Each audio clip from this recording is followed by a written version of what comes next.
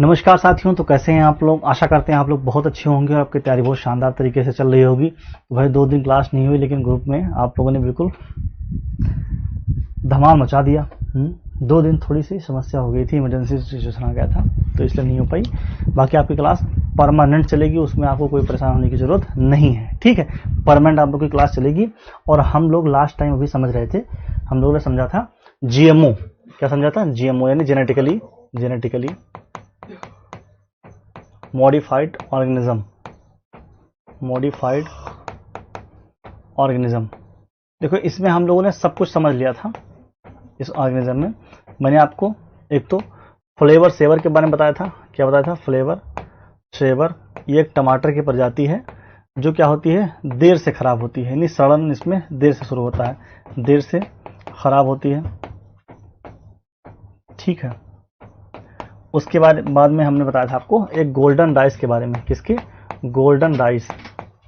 और golden rice सुनहरा चावल में बताया था कि इसमें बीटा कैरोटीन होता है। इसमें बीटा कैरोटीन वाला जो जीन है, ठीक है, बीटा कैरोटीन वाला जो जीन है वो डाल देते हैं, और ये बीटा कैरोटीन जो है हमारे पेट में जाके विटामिन ए में चेंज हो जाता है। किसमें? विटामिन ए में बदल जाता है। ठीक है, उसके बाद में हमने 2 बात कर ली। हमने ह्यूमन ग्रोथ हार्मोन की बात की थी। ह्यूमन ग्रोथ हार्मोन की जो कौन बनाता है? जो बनाता है पिट्यूटरी ग्लैंड। ठीक है, तो कुछ लोग क्या होते हैं, बौने रह जाते हैं।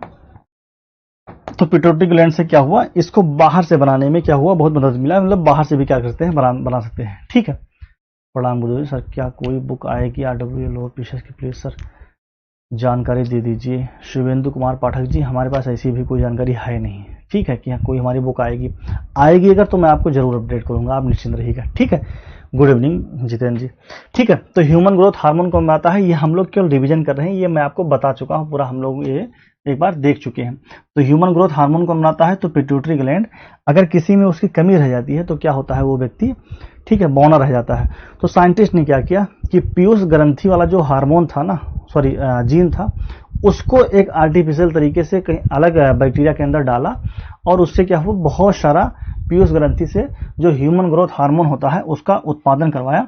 हालांकि जो एथलीट हैं उन्होंने इसका मिसयूज भी किया, यानी जो लोग जिनकी हाइट ठीक ठाक है वो लोग क्या करते हैं, इसका मिसयूज करते हैं। उनका क्या करते हैं?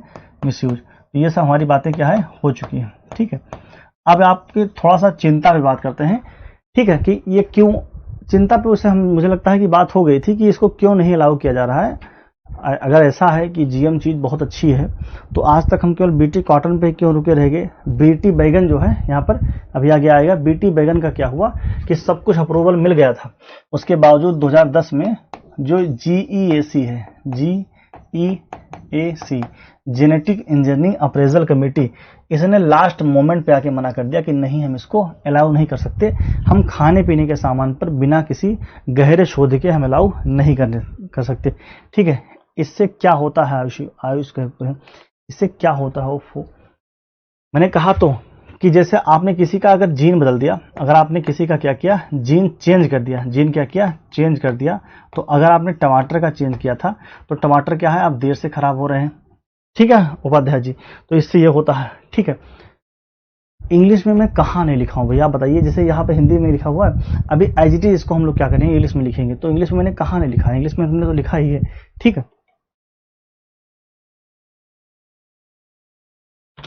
करंट अफेयर्स इसमें इंक्लूड है। कोई ऐसी नई तकनीकी जो आई हो वो इसमें ना हो तो आप बताना। देखो, तकनीकी जो मेनली करंट में अपडेशन का होता है, डिफेंस में और स्पेस में ज्यादा होता है, डिफेंस में और स्पेस में ज्यादा होता है।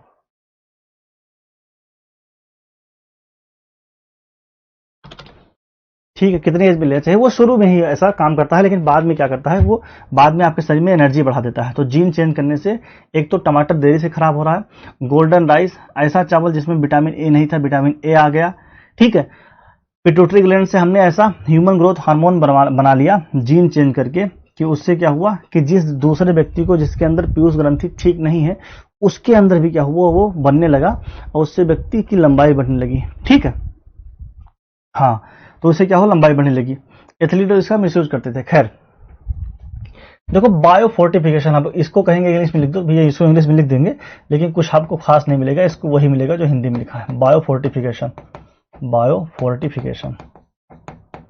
देखो बायोफोर्टिफिकेशन का मतलब ये होता है कि आप कोई ऐसा खाद्य पदार्थ, कोई फूड सब्सटेंस, ठीक है सर क्लास में टाइमिंग चेंज कर सर 5 से 6 कर दीजिए प्लीज। 5 से 6 कर देंगे, लेकिन अभी थोड़ा सा आपको एक हफ्ता रुकना पड़ेगा, क्योंकि 5 से 6 में एक अलग बैच में मेरी इकोनॉमिक्स की क्लास होती है, तो इकोनॉमिक्स में पढ़ाता हूँ, तो उसमें ठीक है तो कर देंगे। खैर, तो बायोफोर्टिफिकेशन जो है इसका मतलब होता है कि हम क्या करें, the addition of nutrition in normal seed, यानी कोई भी ऐसा फूड सब्सटेंस है उसके बीज में हम क्या करें, कुछ ऐसा जीन में परिवर्तन कर दें कि उसमें न्यूट्रिशन ऐड हो जाए। जैसे हमने क्या किया था यहाँ पर गोल्डन राइस में, किसमें किया था, गोल्डन राइस में हमने किया था, ठीक है। तो इस प्रोसेस को हम लोग कहते हैं फोर्टिफिकेशन, ठीक है। अगर आपको ध्यान हो, अगर आप लोगों ने इसमें पढ़ा होगा इकोनॉमिक्स में, एक शांता कुमार कमेटी पढ़ा कि नहीं पढ़ा, नहीं पढ़ा है तो पढ़ लेना भैया, शांता कुमार समिति, शांता कुमार समिति,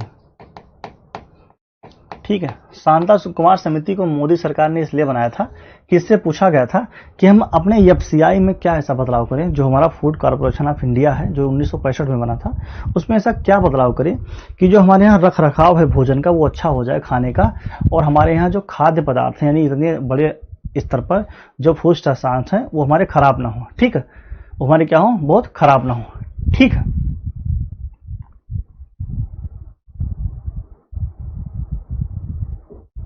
ठीक है जितेंद्र, चलो कोई बात नहीं। तो इस जो शांता कुमार समिति ने कहा ना, सिफारिश किया, ये आपके इकोनॉमिक्स की बात है, बस 1 मिनट, ठीक है। हाँ बस 1 सेकंड आप लोग इसका सुन लो, फिर हम लोग साइंस टेक पे आते हैं। तो कमेटी ने कहा कि एक तो हमें क्या करना चाहिए कि जो हमारा एफसीआई क्या करता है, एमएसपी पर किसानों से उनका उत्पाद खरीदता है, तो एक तो हमें कुछ चीजों को आउटसोर्स कर देना चाहिए यानी प्राइवेट प्लेयर भी आए उसमें कूदे। दूसरे में इन्होंने कहा कि अगर हमें अपने जनता का स्वास्थ्य का ध्यान रखना है ना, तो हमें बायोफोर्टिफिकेशन बढ़ाना पड़ेगा, यानी जो चावल है, जो गेहूं है, उसमें कुछ ऐसा बदलाव करें ना कि वहां पर क्या हो, ज्यादा से ज्यादा आपको क्या मिले, तो ज्यादा से ज्यादा उसमें पोषण अपने आप बढ़ जाए, तो उसी को हम लोग कहते हैं बायोफोर्टिफिकेशन, ठीक है। अब आप कहो तो भैया ये बात एग्जैक्ट यही लिखा है कि फसलों में क्या करना है, पोषण को बढ़ाना है, तो हिंदी इंग्लिश बात इसमें एक ही है, दूसरा इसमें अलग नहीं आएगा, ठीक है। मैंने आपको वैक्सीन के बारे में बताया था, इसको हम लोग कहते हैं फूड वैक्सीन। क्या कहते हैं, फूड वैक्सीन, फूड वैक्सीन। देखो मैंने वैक्सीन के बारे में एक दिन आपको मैंने बताया था, ठीक है। चलो मैं नया पेज लेके बताता हूं कि वैक्सीन कैसे बनता है। एक बार देखिए, जैसे वैक्सीन है, तो वैक्सीन कैसे बनता है, तो मान लीजिए कोरोना है, कोरोना के पीछे वैक्सीन बनानी है, ठीक है। कोरोना के मुझे क्या बनेगी, वैक्सीन। तो ये कोरोना का क्या है, वायरस है, मान लो कि क्या है, ये कोरोना का वायरस है, ऐसे ही तो था, किसी ने देखा था तो कोरोना का क्या है, ये वैक्सीन है, पर ये वायरस है। तो कोरोना के वायरस से हम क्या निकाल लेते हैं, हम निकाल लेते हैं इसके अंदर से एंटीजन। क्या निकालते हैं, एंटीजन। एंटीजन क्या है, तो आप ये समझो कि जो आपको परेशान करता है वही ये क्या है, टॉक्सिक है, वही ये जहर है। क्या है, ये पॉइजन है, या कह सकते हैं कि टॉक्सिक है, विष है। क्या है, टॉक्सिक है। इस जहर को अगर किसी इंसान में डाल दिया जाए ना, जैसे मैं हूं, मेरे अंदर डाल दिया जाए, इतना डाला जाए कि इस जहर से मेरी मृत्यु ना हो, इस जहर से क्या हो, मेरी मृत्यु ना हो, ठीक है। रोहित यादव क्या करो, हमें इसके बारे में जानकारी नहीं भैया, ठीक है। जैसे क्या है, एंटीजन जो है अगर हमारे शरीर में डाल दिया जाए, मान लो ये मैंने खा लिया ठीक है, ये कौन है, श्रीमान चिंटू जी हैं, इनको क्या किया गया, इनको दे दिया गया। तो अगर ये वैक्सीन इनको इंजेक्शन से दे दिया गया, किसको, इंजेक्शन के माध्यम से, तो अगर इंजेक्शन के माध्यम से इसको दे दिया गया तो इनके शरीर में ना जो एंटीजन जो जहर गया है इनके शरीर में एक ऐसी चीज विकसित होगी जो जहर को खत्म करेगा, उसका नाम है एंटीबॉडी। क्या नाम है, एंटीबॉडी। यानी अगर एंटीबॉडी आपके बॉडी में बन गया तो अब कितना भी ये कोरोना वायरस आप पर अटैक करे, आप पे कोई फर्क नहीं पड़ने वाला है। कितना आप, सबको कोरोना हो गया है, उसी के बीच में आप सोइए, आपको कुछ नहीं होने वाला है, आप ये मान लीजिए, ठीक है। लेकिन हम इसको इंजेक्शन से क्यों लगाएं, क्या हम ऐसा नहीं हो सकता कि हम जो कोरोना है ना, इसका हम ले लें एंटीजन। क्या ले लें, एंटीजन, ठीक है। और बेसिकली हम इसका एंटीजन का जीन ले लें, एंटीजन का क्या निकालें, जीन। और इस जीन को, जीन का मतलब वो संदेश जो कोरोना वायरस इंसानों में जो कर देता है, बीमारियों वाला संदेश, ठीक है, तो हम क्या करें, इस जीन को एक पौधा हम ले लें, एक पौधा ले लें और इसके डीएनए में क्या करें, हम ये जीन ऐड कर दें, इस पौधे के डीएनए में ये जीन ऐड कर दें। तो जब हम उस पौधे से कोई फल बनेगा, मान लीजिए आम के पौधे में हमने ऐड कर दिया, तो आम जब हम खाएंगे ना, तो हमारे खाने में हमारे साथ कोरोना का जो है वो भी जा रहा है, एंटीजन भी जा रहा है। आम तो हम खा ही रहे हैं, साथ में एंटीजन भी हमारे अंदर कोरोना वाला जा रहा है। और अगर कोरोना वाला एंटीजन हमारे अंदर जा रहा है तो आप मुझे बताएंगे तो आप मुझे ये बताएंगे कि जो एंटीजन जा रहा है कोरोना वाला, ये हमें क्या करेगा, प्रभावित करने की कोशिश करेगा, लेकिन हमारे अंदर क्या बन जाएगा, एंटीबॉडी बन जाएगा। फिर भविष्य में कभी भी कोरोना होगा ना, तो हमें वो प्रभावित नहीं कर सकता है। ठीक है, हाँ बिल्कुल सही कहा, अनिल कह रहे हैं कि अगर किसी का इम्यून सिस्टम वीक हुआ तो वो वैक्सीन मार भी देगा। तो मैंने आपको परसों वाली जो मतलब अपनी जो थर्ड डेमो थी, तीसरी क्लास में हमने बताया था कि अगर आपका इम्यून सिस्टम कमजोर हुआ तो उससे डेथ हो जाती है। इसीलिए कुछ बच्चों को पोलियो नहीं होने वाला होता है ना, फिर भी उनको पोलियो हो जाता है, क्योंकि उनको क्या दिया गया है, वायरस दिया गया है या वायरस का एंटीजन दिया गया है। अब वो अंदर जाके क्या होता है, ये बहुत अच्छे से हावी हो जाता है, बहुत अच्छे से हावी हो जाता है। ठीक है, तो वही है खाद्य टीका, वैक्सीन टीका, यानी पौधों में टीके के एंटीजन का क्या करे, उत्पादन करे, सुई मुक्त टीकाकरण। ठीक है, जैसे आपने देखा होगा कि गांव गांव में आशा बहुएं घूमती हैं। कौन है, आशा बहुएं। ठीक है, अब आशा बहु अगर इतनी घूमती हैं तो सरकार उनको पेमेंट भी करती होगी, हालांकि बहुत कम पेमेंट करती है। ठीक है, एक तो उस नौकरी में इज्जत कम और पैसा उससे भी कम। ठीक है, कोई सीरियस नहीं लेता। खैर, तो सरकार कुछ अगर ऐसा कर देना कि हर इंसान कुछ ना कुछ तो जरूर खाता, जैसे हर इंसान कभी ना कभी अपने जीवन में केला तो जरूर ही खाया होगा, हर हाल में खाया होगा। तो केले का हमारे यहाँ जो उत्पादन होता है ना, जैसे भुसावल में होता है या महाराष्ट्र में जहां भी होता है ना, वहां पर अनिवार्य कर दे कि आप केला को जो उत्पादन कर रहे हो ना, जो मैं आपको बीज दूंगा आप केवल वही उत्पादन कर सकते हो, ऐसा कुछ अनिवार्य कर दे। तो केला हर कोई खाएगा, सबके अंदर एंटीबॉडी पहुंच जाएगा, आशा बहु का काम खत्म। ठीक है, हाँ बिल्कुल बिल्कुल ठीक है। हाँ दिव्यांशी, गलत है कि आशा बहुओं के मतलब कोई उतना सीरियस नहीं लेता है, कहते हैं हाँ, जबकि सही चीज ये है कि हमारे यहाँ प्राइमरी हेल्थ वर्कर वही हैं एक हिसाब से। खैर, तो ये हम दो चीज समझ लिए, एक तो ये तो आप कल ही देख लिए थे लास्ट क्लास में, bio fortification, addition of nutrition. ठीक है, और दूसरा यहाँ पे क्या है, फाइटो रेमिडिएशन। अच्छा ये बताओ हम कोई ऐसा बैक्टीरिया बना दें, यानी कोई बैक्टीरिया ऐसा है जो नॉर्मल बैक्टीरिया है, लेकिन बैक्टीरिया के अंदर हम कोई ऐसा गुड़ डाल दें, ऐसा कोई क्या करें, गुड़ डाल दें कि वो आगे चल के प्लास्टिक खाने लगे। क्या करे, वो प्लास्टिक खाने लगे। ठीक है,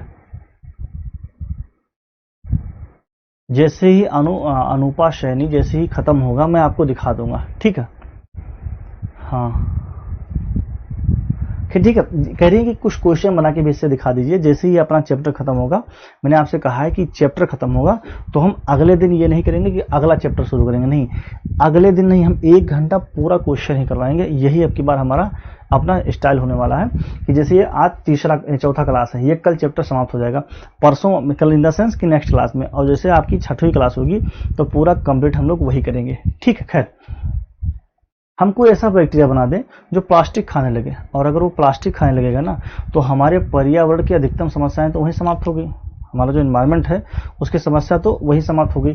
तो उसी को हम लोग कहते हैं फाइटो रेमिडिएशन। इसको हम लोग क्या कहते हैं, फाइटो रेमिडिएशन, फाइटो रेमिडिएशन।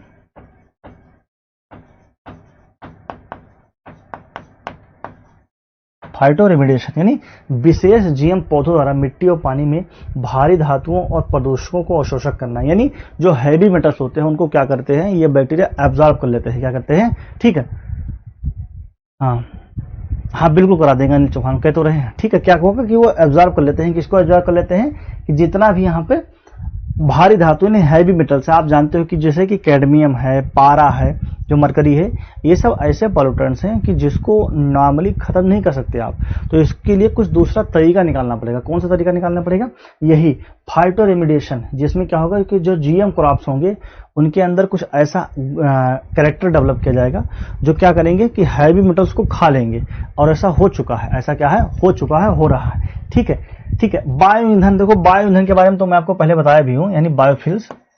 ठीक है, बायोफ्यूल्स आप जानते हो कि बहुत सारे ऐसे हमारे पौधे हैं जिससे क्या होता है, मेथेनॉल बनता है। क्या बनता है? मेथेनॉल। ठीक है, मेथेनॉल। अब जो मेथेनॉल है ना, वो लगभग डीजल की तरह काम करता है, कि जैसे डीजल होता है ना, वैसे क्या करता है, वो काम करता है। तो हम मेथेनॉल का जो पौधा होता है ना, जो जिन जिन पौधों से मेथेनॉल बनता है, उस पौधे के अंदर कुछ ऐसा जीन डाल दें कि जिससे जितना वो मेथेनॉल बना पा रहा था ना, उससे भी ज्यादा बनाने लगे। ठीक है, यहां पर हम लोग जैसे बायोफ्यूल, क्या है? बायोफ्यूल। बायोफ्यूल, जैव ईंधन, जैव ईंधन। तो इसमें हमें क्या करना है? इसमें हमें क्या करना है कि सामान्य पौधे में नॉर्मल प्लांट्स में, सामान्य पौधे में जीन एडिट करके मेथेनॉल उत्पादन को बढ़ाना।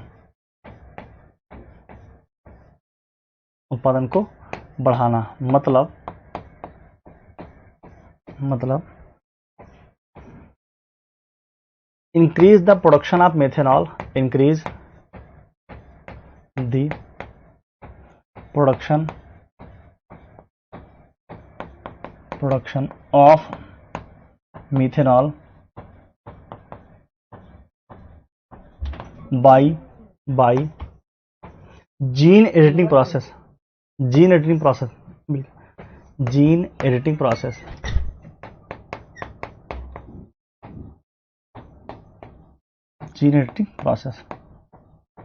ठीक है। यानी जीन को हमने क्या किया, ऐसा बदल दिया कि उसमें क्या होगा, अगर एक पौधा पहले 100 ग्राम मेथेनॉल बनाता था, कितना? 100 ग्राम। तो अब वही पौधा जब हमने जीन एडिट कर दिया ना, तो वो 300 ग्राम बनाता है। कितना बनाता है? 300 ग्राम। तो इससे हमारा वो समस्या का समाधान हो सकता है जो हम लोग आज एनर्जी सिक्योरिटी से गुजरे हैं। ठीक है,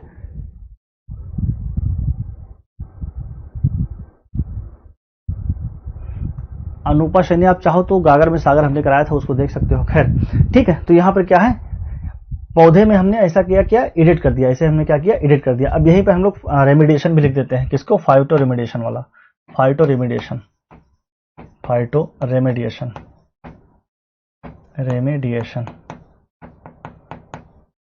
ठीक है, उसका हम लोग डेफिनेशन लिख लेते हैं, बाकी हमने समझ लिया है पहले ही। फाइटो रेमिडिएशन का मतलब होता है कि the addition of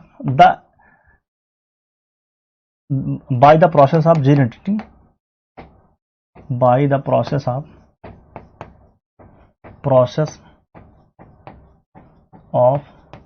gene editing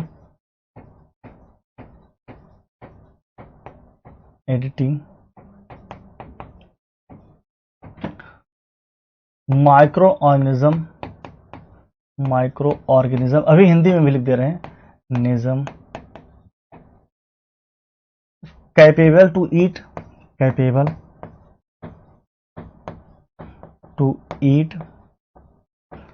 heavy metal which cause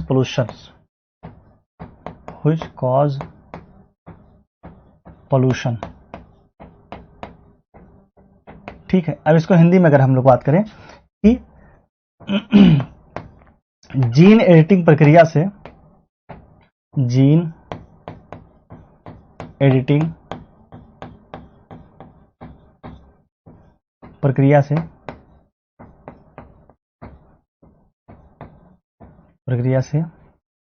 पौधों को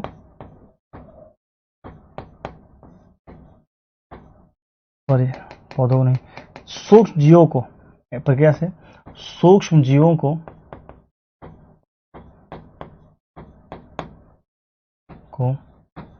भारी धातुओं को खाने में सक्षम बनाना, भारी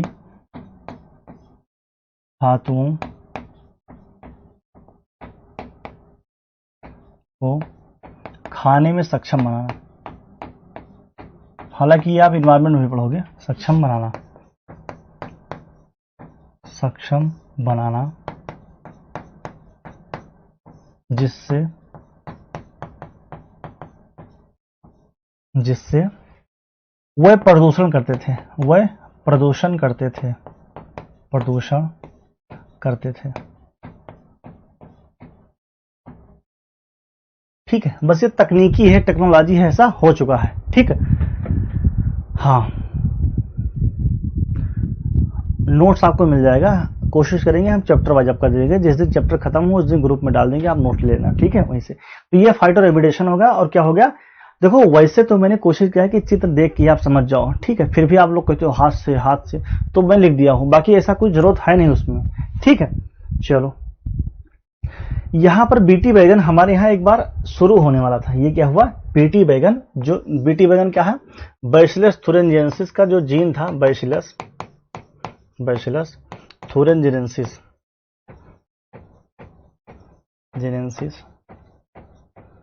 जेनेसिस, ये क्या है, ये एक एग्रोबैक्टीरिया है। क्या है ये एक एग्रोबैक्टीरिया है, मतलब मिट्टी में रहने वाला बैक्टीरिया है, एग्रोबैक्टीरिया है, यानी मृदा जीवाणु है। क्या है ये, मृदा जीवाणु है, मृदा जीवाणु है। और जो ये मृदा जीवाणु है, इसके जीन को बैगन में डाला गया, इसमें बैगन में, ब्रिंजल, बैगन में एडिट करके डाला गया, देखो आप लोग अगर बैगन को बहुत ध्यान से खाए होंगे, शायद मैं समझाऊं तो आज के बाद खाएं भी ना। देखो बैगन को अगर आप देखो अगर वो ध्यान से, तो बैगन में काले काले छेद होते हैं। और मैं आपको ये बात जिम्मेदारी से कह रहा हूँ, 100 में से 80 बैगन में छेद होते हैं। लेकिन क्या होता है, घर पे आता है बैगन, तो घर पे वो कटता है, माताजी काटती हैं और सीधा क्या फ्राई कर दिया, हम सब लोग क्या करते हैं, खा लेते हैं। ठीक है, तो ये जो दिक्कत है ना कि बैगन में कीड़े बहुत जल्दी लग जाते हैं, उसमें छेद बहुत जल्दी हो जाता है, इसको दूर करने के लिए डाला गया था, जीन को बैगन में डाला गया, जिससे इंसेक्ट ना लगे, ठीक है, इससे इंसेक्ट ना लगे। ठीक है, हालांकि आप लोगों में से जो अच्छा कुक होगा, स्पेशली जो हमारी बहनें होंगी, ठीक है, तो उनको पता होगा कि ये बात सही है कि जब काटो तो उसमें दिखता है कि हाँ कीड़ा कभी यहाँ रहता था, कई बार तो कीड़ा उसी में से निकल आता है। ठीक है, लेकिन चल रहा है तो चल रहा है। लेकिन क्या हुआ कि 2009 में इसको सरकार ने अलाउ किया, 2009 में सरकार ने अलाउ किया। लेकिन हमारे यहाँ क्या हुआ ना, हमारे यहाँ एक्टिविस्ट तुरंत विरोध करने लगते हैं, और करना भी चाहिए। ठीक है, लेकिन विरोध के चलते क्या हुआ, 2010 में इसको बैन कर दिया गया। विरोध के चलते 2010 में मंजूरी वापस ले ली गई। 2010 में रोक लगा दिया गया कि भैया नहीं लगेगा, ये रोक लगा दिया गया कि हमारे देश में ये नहीं आएगा, लगा दिया गया। ठीक है, कोई मतलब नहीं था, क्योंकि ये इस पर डिसाइड नहीं हो पाया था ना कि इसका हमारे हेल्थ पर प्रभाव क्या पड़ेगा। और अगर आपको ये डिसाइड नहीं हो पा रहा है कि हेल्थ पर क्या इफेक्ट पड़ेगा, फिर उसको करने का कोई मतलब नहीं, आगे चल के आपका नुकसान ही होना है। ठीक है, उसके बाद में महाइको कपास बीज पर बैन। महाइको क्या है, ये महाइको एक कंपनी है, ये क्या है, एक कंपनी है, किसकी, जो कपास का बीज बनाती है। क्या करती है, कॉटन का बीज बनाती है, कॉटन का बीज बनाती है। आप कहोगे कि सर बीज बनता है, तो वही तो मैं बता रहा हूं कि जो जीएम वाले बीज होते हैं वो बनता है। ठीक है, हाँ देखो युवराज जी, देखो इसमें इमोशनल हो गए, बता दिए कि आपके घर पे बनता होगा, हमारे घर पे नहीं बनता होगा। भैया मैं हमारे और आपके नहीं कह रहा हूँ, मैं ये कह रहा हूँ कि नॉर्मली उसमें हमें दिखता भी नहीं कि उसमें वो होता है।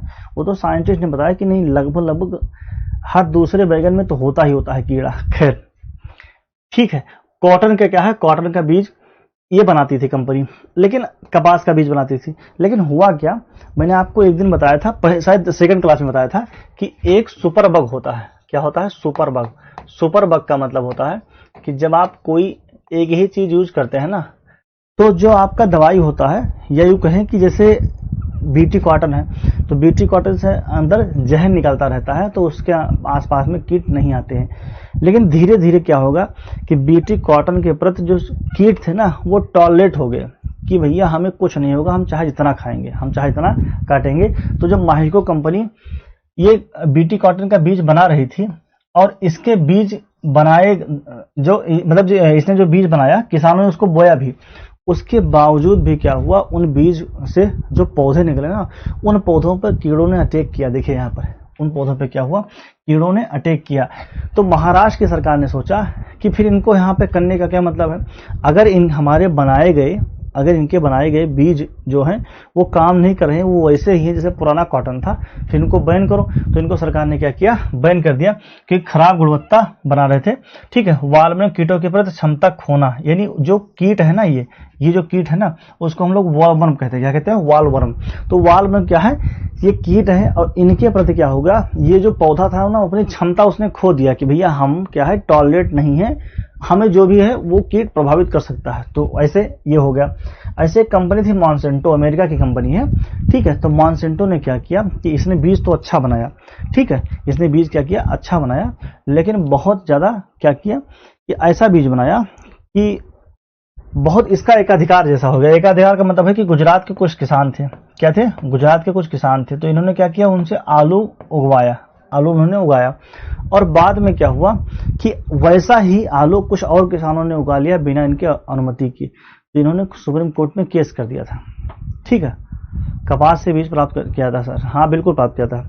इन्होंने क्या किया, इन्होंने कर दिया केस सुप्रीम कोर्ट में। तो हमारे इंडिया में बहुत ज्यादा होने लगा उसका विरोध। क्यों, क्योंकि हमारे यहाँ जो किसान है ना, वो साल दर साल क्या करते हैं, बीज को यूज करते रहते हैं। आप ऐसे किसी पे केस नहीं कर सकते, लेकिन इन्होंने क्या कर दिया, केस कर दिया, और बहुत रॉयल्टी बहुत ज्यादा वसूलते थे, नहीं बहुत महंगा बीज होता था इनका। अगर 1 किलो आलू का बीज लेना है तो आपको 2000-3000 इस टाइप का बीज इनका था। ठीक है, तो इस पे क्या हुआ, जब इन्होंने सुप्रीम कोर्ट में केस किया, तो बाद में क्या हुआ, जब इन पे खूब दबाव डाला गया, तो इनको क्या हुआ, अपना केस वापस लेना पड़ा। केस क्या हुआ, वापस लेना पड़ा। तो जो जीएम से संबंधित तकनीकी था वो इतना ही था, इससे आगे नहीं है। ठीक है, विफल क्या है, देखो स्वामीनाथन साहब ने अपना विचार इस पे दिया था कि हमें क्या करना चाहिए। ठीक है, लास्ट में है, अब बहुत शायद ना भी आए, लेकिन फिर भी देख लो कि हमें स्वामीनाथन साहब ने क्या कहा कि हमें विचार ये करना चाहिए कि छोटे किसानों की आय बढ़ाने के लिए कीट नियंत्रण सफल नहीं रही है। यानी जो जीएम क्रॉप है, जीएम क्या है, जीएम जो क्रॉप है, इस पर भी क्या है, कीट लग रहे हैं, इस पे क्या है, कीट लग रहे हैं। और अगर इस पे कीट लग रहे हैं तो छोटे किसान तो इससे बर्बाद हो जाएंगे।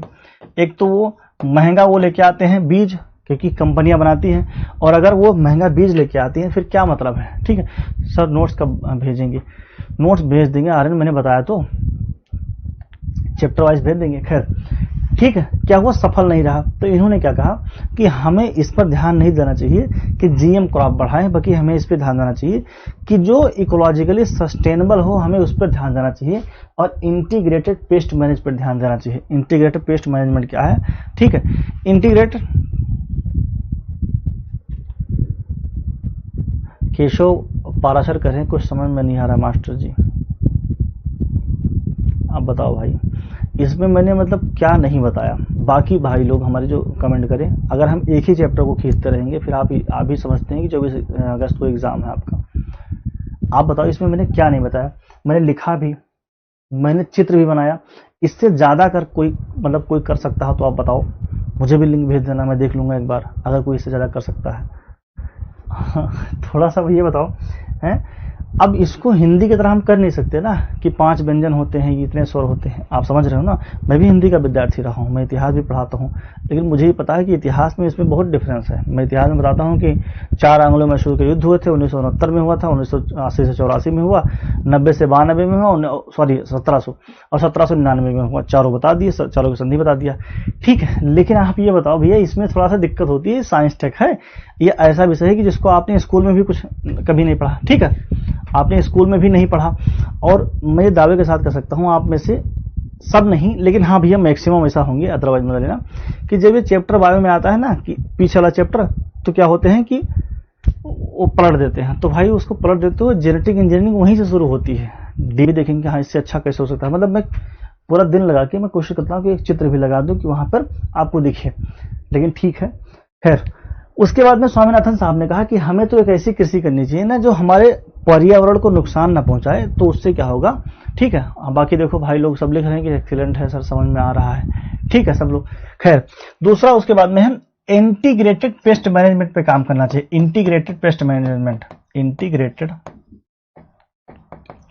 पेस्ट मैनेजमेंट ये क्या है, देखो आप लोग अगर किसान के घर से होंगे तो आप लोग जानते होंगे, ठीक है, कि जो चना बोया जाता है ना, जो चना बोया जाता है, या नहीं भी जानते होंगे तो जान लीजिए, अगर आप चने की खेती करते हैं चना, तो इसमें क्या लग जाता है, कीट। इसमें क्या लग जाता है, कीट। लेकिन चने के साथ साथ में ना आपका धनिया बो दे, क्या दे, धनिया की खेती करें। यानी चना आपने बोया है और उसी के साथ आप क्या करें कि 250 ग्राम, या चने के साथ क्या करें आप 250 ग्राम या जो भी क्या करें थोड़ा सा धनिया उसमें डाल दें। तो क्या होगा ना, धनिया जब निकलता है तो क्या करता है, धनिया हमारे लिए तो खुशबू करता है लेकिन कीटों के लिए बदबू करता है। तो उसके साथ में उससे क्या होता है कि कीट आपके चने के जो आपकी फसल है उसके किनारे आएंगे नहीं, कीट आपके उधर आएंगे नहीं। इसको हम लोग कहते हैं इंटीग्रेटेड पेस्ट मैनेजमेंट। यानी हम कुछ एक फसल के साथ दूसरा फसल ऐसा बो देना कि जिससे क्या हो कि कीट आए ही ना, हमें कीटनाशक डालने की जरूरत ही ना पड़े। हम जो केमिकल डालते हैं ना, उसको डालने की जरूरत ना पड़े। हम कुछ ऐसा फसल लगाएं कि हमें डालने की जरूरत ना पड़े। ठीक है, इसका मतलब है कि एक फसल के साथ दूसरा फसल ऐसा हो जो कीट भगाए, दूसरा फसल ऐसा हो जो इंसेक्ट को भगाए, फसल ऐसा हो जो कीट को भगाए,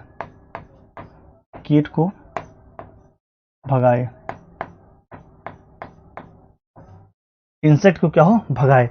तो भैया जब वो कीट को क्या करेगा, भगाएगा, तो हमें रसायन जानने की जरूरत ही नहीं पड़ेगी। ठीक है, अब इसमें बताइए हमने कौन सा इसमें गाना गाया है, हमने तो बताया, नॉर्मल सी बात है।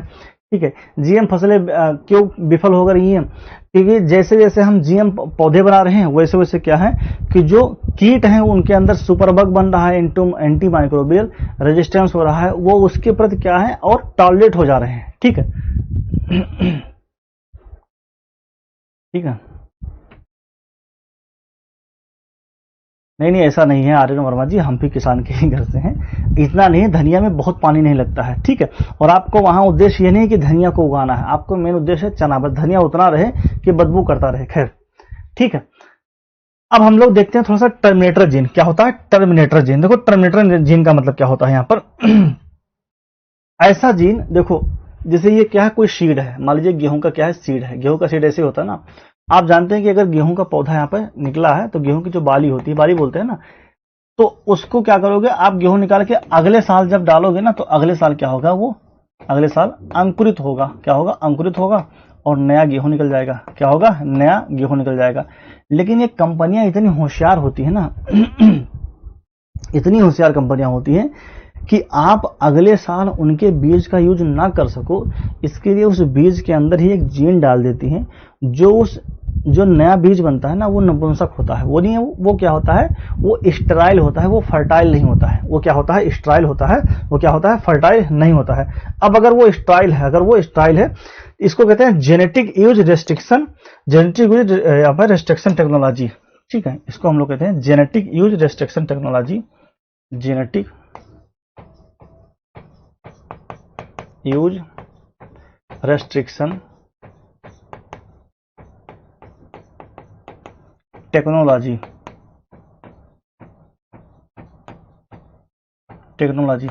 इसमें क्या होता है, कंपनियां अपने नए बीज के अंदर ऐसा जीन डालती हैं कि वो दोबारा उगे ही ना। ठीक है, तो इसी बात को हम लोग लिख सकते हैं कि कंपनियां नए बीज में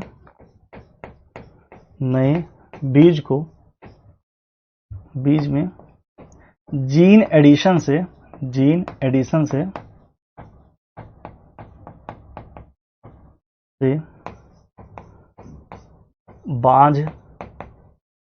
बांझ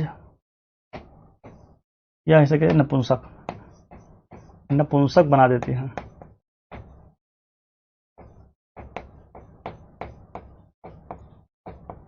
ठीक है, अब इसको अंग्रेजी में लिखने की जरूरत है, इसको कहते हैं स्टेराइल। क्या कहते हैं, स्टेराइल। ठीक है, क्योंकि हमने मैक्सिमम को मिक्स करके ही लिखा है। ठीक है, तो कंपनियां क्या करती हैं, वो ऐसा करेंगी, स्टेप पहले में क्या करेंगी, पौधे में विशेष जीन को डाल देंगी। ठीक है, अब जो विशेष जीन यहाँ पे इन्होंने डाला है ना, इस जीन एडिशन को, यही है भैया टर्मिनेटर जीन। ये क्या है, टर्मिनेटर जीन। टर्मिनेटर जीन का मतलब ऐसा जीन जो किसी भी बीज को फिर से उगने से रोके। Terminator gene. ठीक है, टर्मिनेटर जीन आप लोग समझे कि नहीं समझे, यानी ऐसा जीन जो किसी भी पौधे में नया किसी भी बीज में नया पौधे उगने क्या हो उससे रोके। इसीलिए क्या करते हो ना, अगर आप लोगों ने देखा होगा, अगर आप लोग धान की खेती करते होंगे, चूंकि हमारे यहाँ पे ज्यादा वही होता है तो हमें वही आइडिया है, 6444 एक धान आता है, हाइब्रिड धान होता है। ठीक है, तो इसको क्या करना होता है, अगर आप एक साल बो दिए तो पैदावारी तो अच्छा देता है, बात सही है, लेकिन आपको हर साल उसका नया बीज लेना पड़ेगा। ऐसा नहीं कि इस साल कर दिया तो अगले साल क्या होगा कि वो काम चल जाएगा। ठीक है, ठीक है भैया एग्जाम तक सिलेबस कंप्लीट करने के बाद हमने प्रैक्टिस करने के टाइम मिल जाएगा। आपका सिलेबस एग्जाम पूरा होने की कम से कम मेरी कोशिश है कम से कम 20 से 25 दिन पहले सिलेबस कंप्लीट कर दें। इतने में अगर रिवीजन हो जाएगा तो हो जाएगा। हाँ बिल्कुल अनिल सही कर रहे हो। ठीक है, तो ये है टर्मिनेटर जीन। अच्छा, इसमें क्या होता है कि पहले स्टेप में क्या किया कि एक जीन डाला, दूसरे में क्या हुआ, सामान्य फसल का विकास हुआ। आप जानते हो जब आप वो जो 6444 अभी मैंने आपको धान का पौधा बताया था, अब उसको लेके आओगे, अगर आप खेत में डालोगे तो एक बार तो फसल लगेगा ही, तीसरे में क्या होगा, उसके अंदर फसल के अंदर क्या होगा, जो टर्मिनेटर जीन है वो एक्टिव हो जाएगा और उसके अंदर ऐसे क्या होगा, एक विषैला प्रोटीन बनेगा। ये विषैला प्रोटीन क्या करता है, उसको फिर से उगने नहीं देगा, यानी दोबारा जब वो निकला तो उसको उगने नहीं देगा। इससे क्या होता है, किसानों को हर बार महंगे बीज खरीदने पड़ते हैं, अनिवार्य हो जाता है, और भारत सहित दुनिया भर में क्या है, पूर्ण कानूनी प्रतिबंध है। ये क्या है, भारत सहित दुनिया भर में पूर्ण कानूनी प्रतिबंध है, लेकिन प्रतिबंध कौन मानता है, नहीं उगता है। आप चेक करके देख लीजिए, इंडिया में बैन तो है कि आप टर्मिनेटर जीन नहीं डाल सकते, लेकिन ऐसा यूज हो रहा है हमारे यहाँ धड़ल्ले से। ठीक है, अब यहाँ पर देख लेते हैं कि हमारे यहाँ जो जीएम फसल है ना उसको मान्यता कौन देता है। तो हमारे यहाँ जो पर्यावरण संरक्षण अधिनियम 1986 है, इसको हम लोग अंग्रेजी में कहते हैं environment protection act 1986, environment protection act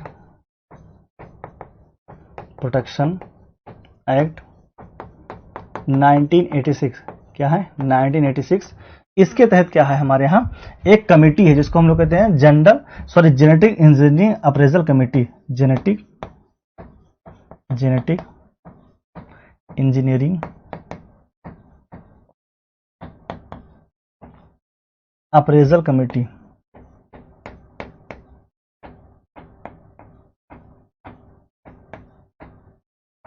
appraisal committee, ठीक है।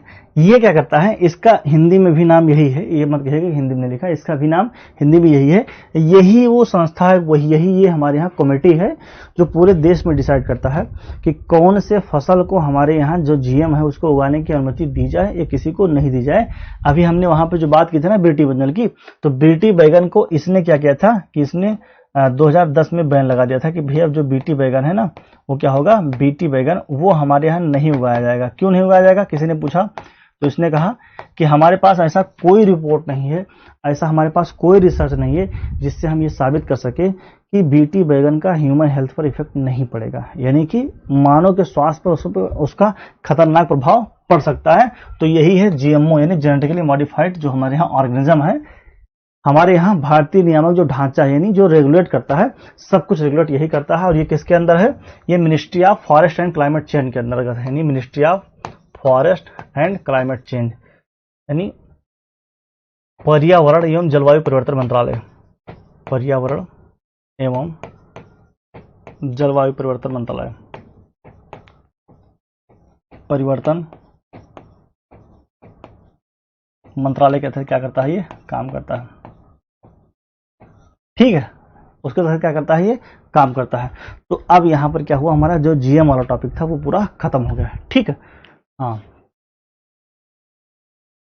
अब यहां पर हम लोग देखते हैं कि कुछ और तकनीकें देखते हैं जो क्या है, यहां पर सहायक जनन प्रौद्योगिकी। क्या है ये, सहायक जनन प्रौद्योगिकी, इसको हम लोग कहते हैं assisted reproductive technology, assisted reproductive technology, assisted reproductive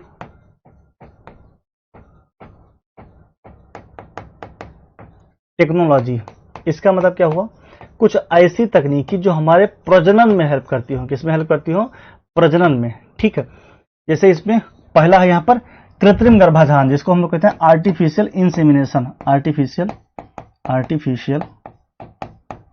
artificial insemination. ठीक है, तो इसको तो आप लोग जानते हो, आपने देखा होगा कि जो कई बार जो पशु चिकित्सक हैं, जो पशुओं के डॉक्टर हैं, ठीक है, हाँ हाँ वही बिल्कुल आमोद, उसकी बात हम लोग करेंगे। देखो आपने देखा होगा कई बार जो पशु चिकित्सक हैं वो क्या करते हैं कि नाइट्रोजन में जो सीमन है वो डाल के लाते हैं और गाय या भैंस को क्या करते हैं उसमें इंसर्ट कर देते हैं। ठीक है, इसमें क्या होता है नाइट्रोजन में संरक्षित, नाइट्रोजन में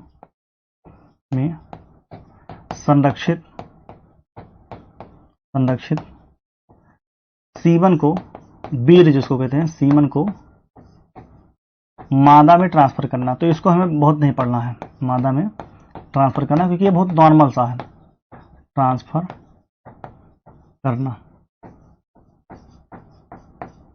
ठीक है, तो ऐसा ह्यूमन में भी पॉसिबल है, लेकिन बैन लगा हुआ है। खैर, हमें जो पढ़ना है यहाँ पे पढ़ना है, एक तो आईवीएफ पढ़ना है और दूसरा पढ़ना है सरोगेसी। हमें दो चीज पढ़ना है। देखो, इसको हम लोग कहते हैं in vitro fertilization, in vitro fertilization, in vitro fertilization. ठीक है, जिसको हम लोग वाह निषेचन भी कहते हैं। तो यहां पर हम लोग आईवीएफ के बारे में पहले पढ़ते हैं, फिर उसके बाद में सरोगेसी के बारे में। आईवीएफ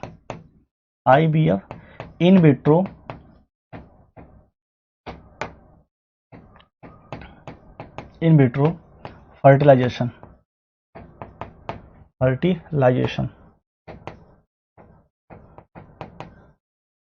ठीक है, या हिंदी में इसको कहते हैं हम लोग वाह निषेचन,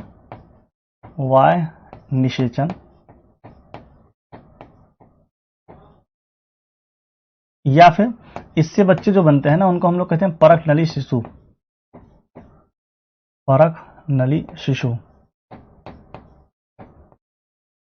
देखो ये है क्या, परख नली शिशु है क्या? देखिए, आपने बहुत बार देखा होगा, कई बार ऐसा सुना होगा कि कई सारी ऐसी फीमेल्स होती है ना, हाँ बिल्कुल -180 डिग्री पर, ठीक है, क्योंकि वो मिनिमम टेम्परेचर मेंटेन कर पाता है अनिल चौहान जी। खैर, जैसा आपने सुना होगा कई बार कि कई सारी महिलाएं मतलब बच्चे को जन्म नहीं दे पाती हैं। ठीक, बच्चे को जन्म नहीं दे पाती हैं। ठीक है, उसके कई सारे रीजंस होते हैं कि ओवरी में कोई दिक्कत आ गई, क्या हो गई, ओवरी में कोई समस्या आ गई। ठीक है, या फिर क्या हो गया कि जो यूटेरस है, यूटेरस का क्या होता है, यूटेरस में डक्ट होता है, यूटेरस उसका मुंह कई बार क्या होता है, खुला रहता है। मतलब बहुत सारे रीजंस हैं, वो मेडिकल का अपना है। लेकिन अगर कोई नेचुरल तरीके से बच्चे को जन्म देने में सक्षम नहीं है, या उसके बॉडी में ना फर्टिलाइजेशन नहीं हो पाता है, तो उसका तरीका साइंटिस्ट ने निकाला है आईवीएफ, जिसको हम लोग कहते हैं परख नली शिशु। इसमें होता क्या है कि इसमें जो मेल है, इसमें क्या होता है कि जो मेल है यानी पार्टनर है, ठीक है, इससे ले लेते हैं स्पर्म। क्या लेते हैं? स्पर्म। ठीक है, और जो फीमेल पार्टनर है, फीमेल, इससे ले लेते हैं ओवम। क्या लेते हैं? ओवम। ठीक है, इसको हिंदी में कहते हैं शुक्राणु। क्या कहते हैं? शुक्राणु। इसको कहते हैं अंडाणु। क्या कहते हैं? अंडाणु। ठीक है, अगर आप लोगों में से किसी ने केमिस्ट्री का प्रैक्टिकल किया हो कभी, अगर किया होगा तो ठीक है, क्योंकि अगर हमारे भारत का ऐसा इंफ्रास्ट्रक्चर है स्कूलों का कि उसको देख के तो हम नहीं कह सकते कि आप सभी ने किया होगा, क्योंकि सभी स्कूलों में उपलब्ध ही नहीं है, तो फिर आपकी गलती थोड़ी ना है। मैक्सिमम तो ऐसे प्राइवेट स्कूल हैं कि इनको यूपी बोर्ड या सीबीएसई बोर्ड यही मान्यता दे रहा है बिना किसी लैब के। लेकिन अगर आप लोगों ने किया होगा तो आपने देखा होगा वहां पर टेस्ट ट्यूब ऐसे होता है ना, टेस्ट ट्यूब, और टेस्ट ट्यूब को पकड़ने के लिए उसमें एक हैंडल लगाया जाता है, ऐसे होता है हैंडल। ठीक है, ऐसे क्या होता है? हैंडल, ये ऐसे पकड़ने वाला। ठीक है, तो क्या होता है कि जो ये स्पर्म है और ये ओवम है, ये जो स्पर्म है ये और ये ओवम है, यानी शुक्राणु और अंडाणु को इस टेस्ट ट्यूब में क्या होता है? डाल देते हैं इस टेस्ट ट्यूब में, बाहर। कहां पर? बाहर लैब में, बाहर लैब में। जबकि जो शुक्राणु और अंडाणु का जो मतलब फ्यूजन होता है वो तो महिला के बॉडी के अंदर होना चाहिए। ठीक है, लेकिन अगर बॉडी के अंदर नहीं पॉसिबल है तो फिर ऐसा होता है कि कहाँ है कि यहाँ पर करवाया जाता है, और जब यहाँ पर इसका फ्यूजन होता है तो इस प्रक्रिया को कहते हैं हम लोग निषेचन। अगर आप लोगों ने बायो पढ़ा होगा तो फर्टिलाइजेशन पढ़ा होगा।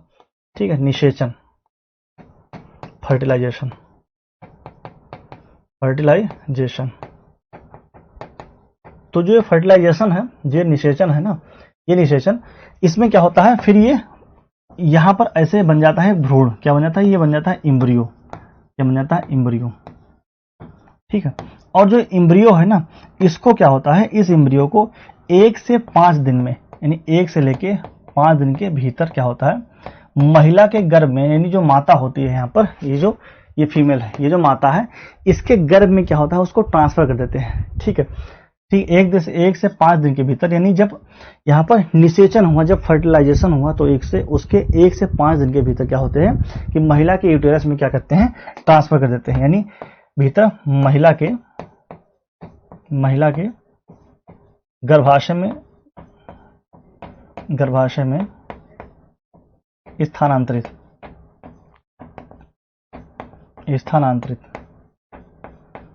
ठीक है, मतलब ट्रांसफर कर दिया, क्या किया, ट्रांसफर कर दिया, क्या किया, ट्रांसफर कर दिया। अब क्या हुआ, नेचुरल तरीके से, ठीक है, हालांकि 14 दिन के बाद में क्या होता है, ठीक है, 14 दिन बाद उसका प्रेगनेंसी टेस्ट होता है, क्या होता है, प्रेगनेंसी टेस्ट, क्या होता है, टेस्ट, ठीक है। 14 दिन के बाद क्या होता है, अब जब प्रेगनेंसी टेस्ट होगा, अगर प्रेगनेंसी ठीक ठाक है, तो उसके बाद में क्या होगा, जैसे सामान्य तरीके से महिलाएं बच्चों को जन्म देती हैं, वैसे क्या होगा, ये महिला जो है बच्चे को 9 महीने बाद बच्चे को जन्म देगी। और जो बच्चा ऐसे जन्म लेगा ना, क्या होगा, 9 मंथ बाद, 9 माह बाद बच्चे को जन्म देगी, ठीक है। और जो इस प्रकार से बच्चा जन्म लेता है ना, उसको हम लोग बोलते हैं टेस्ट ट्यूब बेबी, क्या बोलते हैं, टेस्ट ट्यूब बेबी, हिंदी में बोलते हैं परख नली शिशु, क्या बोलते हैं, परख नली शिशु। तो इस पूरी प्रक्रिया को हम लोग कहते हैं बाह्य निषेचन या आईवीएफ या इन विट्रो फर्टिलाइजेशन, यही पूरी प्रक्रिया है, ठीक है। आप कभी कभी जाएंगे लखनऊ के बहुत सारे स्टेशन पे, तो वहां तो बिल्कुल, जबकि ठीक है, चलो सेक्स एजुकेशन हमारे यहाँ इतना फैला ही नहीं है, तो लोग उसको गलत ही मानते हैं। सोसाइटी में इस तरीके की शिक्षा को देना गलत माना जाता है, हालांकि नहीं माना जाना चाहिए, ठीक है। तो आप गोमती नगर या फिर अगर चारबाग वगैरह स्टेशन पे देखोगे, तो बड़े बड़े पोस्टर में लिखा हुआ है कि अब मां बनना हुआ आसान, परख नली शिशु बहुत है आसान, ऐसे करके लिखा होता है, ठीक है।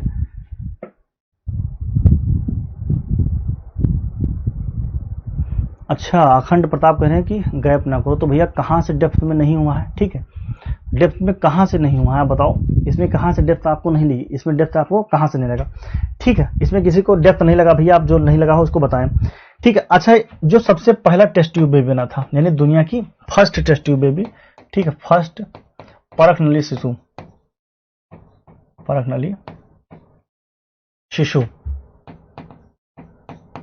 तो वो कौन बनी थी, वो बनी थी लुइस ब्राउन,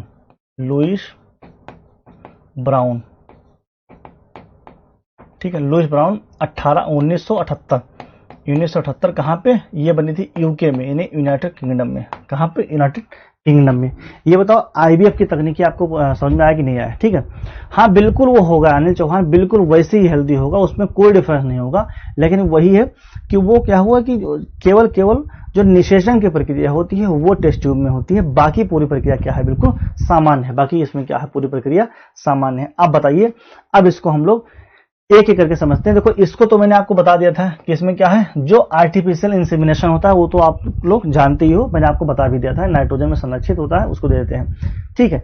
यहाँ पे पात्र निषेचन मैंने आपको अभी बताया, हालांकि आगे अभी लिखा भी हुआ है, मैंने मैप बनाया हुआ है, ठीक है। उसके बाद में सरोगेसी भी आगे आपको बताएंगे, क्रायो प्रिजर्वेशन बताएंगे। क्रायो प्रिजर्वेशन में जैसा कि आप लोग जानते हो कि बहुत सारे मेल या फीमेल क्या होते हैं, जैसे फीमेल्स हैं तो क्या करती हैं, अपने एग को, अपने अंडे को फ्रीज करवा देती हैं, और मेल्स क्या होते हैं, अपने स्पर्म को क्या करते हैं, ठीक है। अच्छा अखंड प्रताप, ठीक है भैया, हम डेली क्लास लेंगे, आप निश्चिंत रहिए कि गैप नहीं होगा, ठीक है।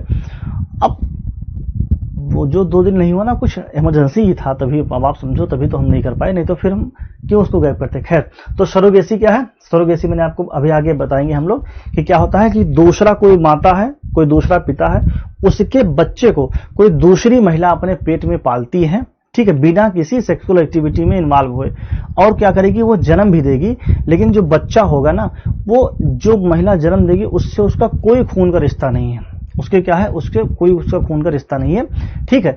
ये तो हम लोग पढ़ेंगे सरोगेसी कल। फिर भी अगर आपको सरोगेसी समझना ही है ना, तो एक मूवी है मिमी, क्या मूवी का नाम ही मिमी है।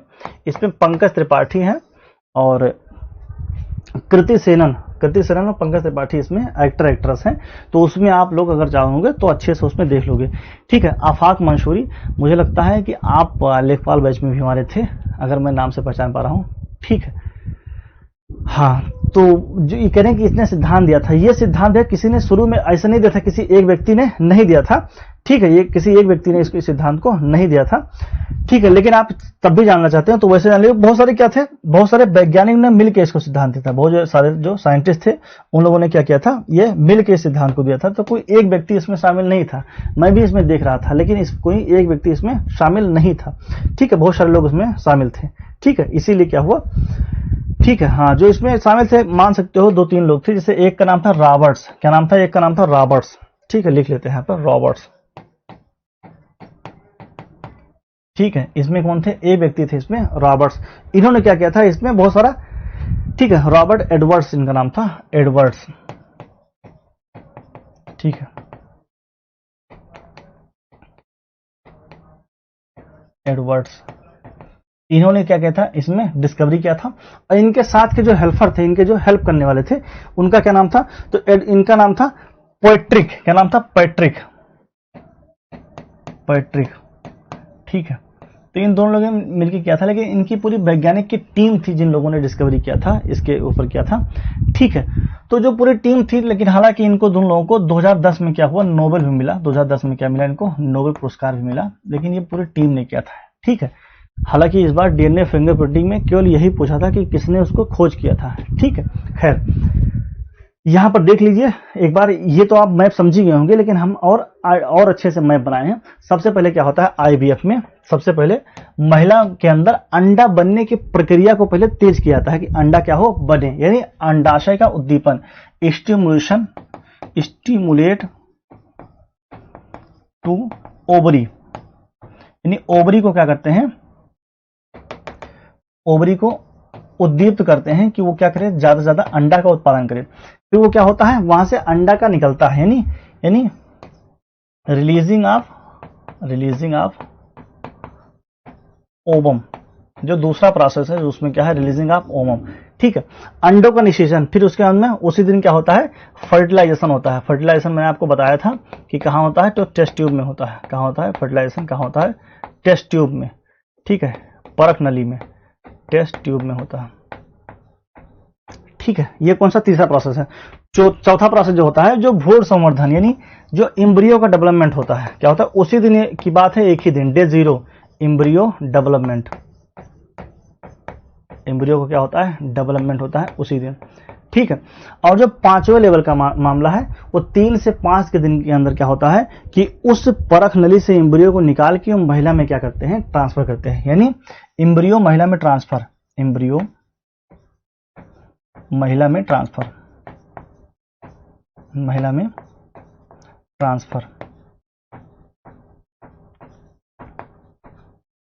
क्या हुआ, ट्रांसफर। ठीक है, और सबसे जो लास्ट वाला है, जो सबसे लास्ट वाला है वो 6वां है कि इसमें क्या होता है, प्रेगनेंसी टेस्ट होता है। कब ये होता है, 14 दिन में के बाद। कब होता है, 14 दिन के बाद क्या होता है, प्रेगनेंसी टेस्ट होता है। क्या है, प्रेगनेंसी टेस्ट।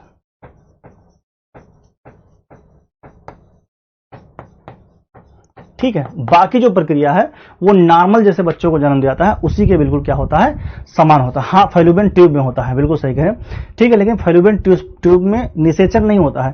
फैल्लोपियन ट्यूब में तो निषेचन उन महिलाओं में होता है जो क्या होता है कि सामान्य होती है, यानी उनके अंदर कोई मेडिकली डिफेक्ट नहीं होता है। इसमें नहीं हो पाता है महिलाओं में फैल्लोपियन ट्यूब में निषेचन, इसीलिए तो वहां टेस्ट ट्यूब में कराना पड़ता है। ठीक है, तो ये हम लोगों ने टेस्ट ट्यूब बेबी के बारे में हम लोगों ने देख लिया।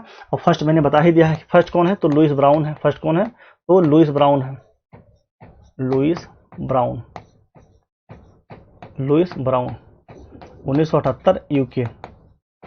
कहाँ है, यूके, यूनाइटेड किंगडम में। ठीक है, थोड़ा भरोसा रखें, जितना करार है उससे बाहर नहीं जाएगा, आप बिल्कुल निश्चिंत रहें। ठीक है, तो कल हम लोग क्या करेंगे, थोड़ा सा सरोगेसी के बारे में पढ़ेंगे और थोड़ा सा क्रायो प्रिजर्वेशन के बारे में पढ़ेंगे कि जिसमें क्या होता है, महिला या पुरुष अपने जो स्पर्म या ओवम है उसको फ्रीज करवा देते हैं कि आफ्टर सम टाइम जब हमें जरूरत होगी कि हमें बच्चा पैदा करने की जरूरत है या ऐसा कुछ होगा, तब हम क्या करेंगे, उसको यूज करेंगे। ठीक है, तो फिर हम लोग कल इसी टाइम पे मिलते हैं नेक्स्ट क्लास में।